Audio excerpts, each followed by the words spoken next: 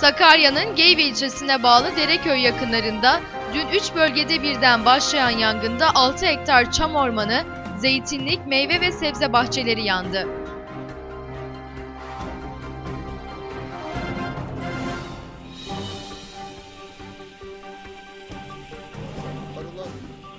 Arılar tehlikede, ev tehlikede.